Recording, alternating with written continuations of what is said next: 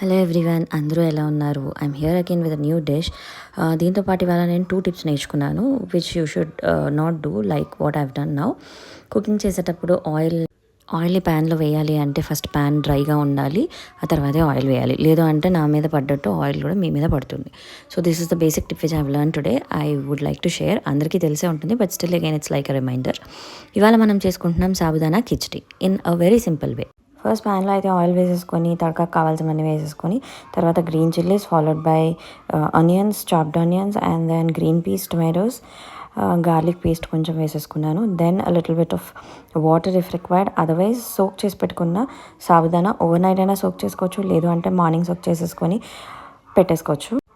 You can add as much as veggies you like. నేనైతే ఇక్కడ grated carrot కూడా వేసుకున్నాను సో దట్ కంప్లీట్ డిష్ లాగా అవుతుందని చెప్పేసి. And it will be heavy till evening. I should not eat anything అన్నట్టు. Mostly ఈ సాబుదానా అనేది we see this during fasting season, but today నాకు ఎందుకో తినాలనిపించింది సో చేసేసుకున్నాను.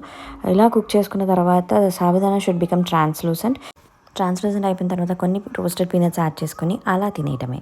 సెకండ్ టిప్ ఏంటి అంటే సాబుదానా కంపల్సరీ వేడిగా ఉన్నప్పుడే తినాలి.